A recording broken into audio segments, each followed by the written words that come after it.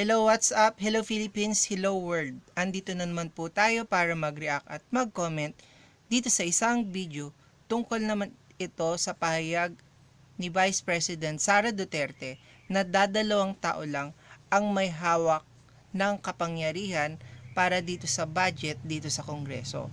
So eto nga po at meron na pong sumagot sa kanyang mga patutsada tungkol po dito.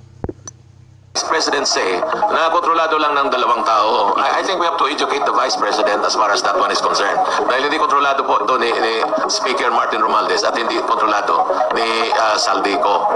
Yung budget, hindi naman House of Representatives ang nagpe-prepare.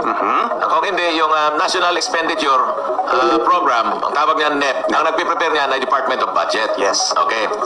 Isusubmit yan every year. Isusubmit yan sa House of Representatives after the SONA of the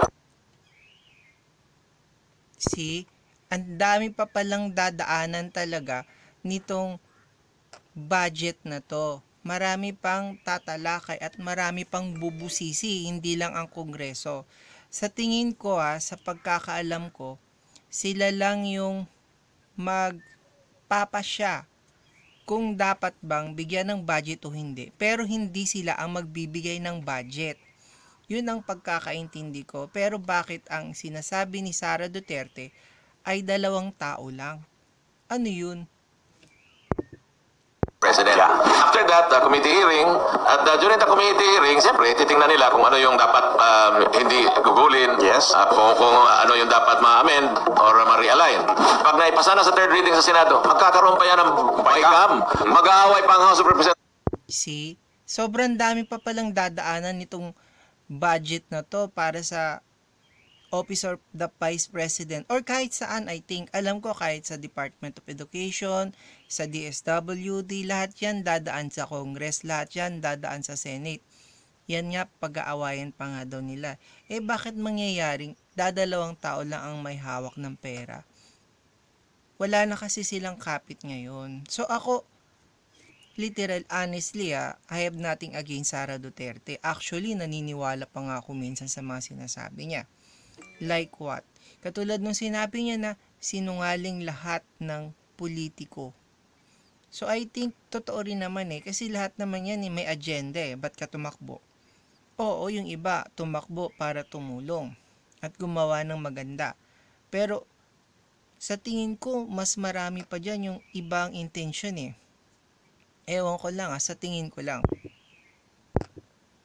Sa Senado. So, how can the Vice President say na kontrolado lang ng dalawang tao? I think we have to educate the Vice President as well. See, naturingan ka pa namang attorney. Naturingan pa namang attorney si Vice President, no? Pero sasabihan siya ng mga taong ganito na we have to educate the Vice President. Hindi po ba nakakahiya ito? Parang kasing sa kanila kasi kung ano yung iniisip nila, kung ano yung sinasabi nila, kung ano yung ginagawa nila, gusto nila yun lang lahat ng tama. Hindi pa tayo pwedeng magkamali. Pwede namang magkamali, diba? Pero dapat bumangon ka, bumawi ka. Pero sa kanila kasi puro na ng pagkakamali. Educate, di ba galing nga siya, sekretary nga siya ng Department of Education, diba? Ano nangyari? May nangyari ba? Marami siyang kalat na iniwan at marami siyang basurang inipon. So hanggang ngayon, inaayos pa rin ng bagong Department of Education Secretary. So, yun na yun Pero sana marunong din silang makinig kung nag-explain sila kung saan nang napunta, paano nagastos, kasi pera ng taong bayan yan. Yung laging sinasabi ni Congressman Luis Tro, diba?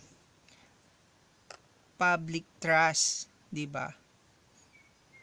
Yun yung laging sinasabi, nakalimutan ko na yung una.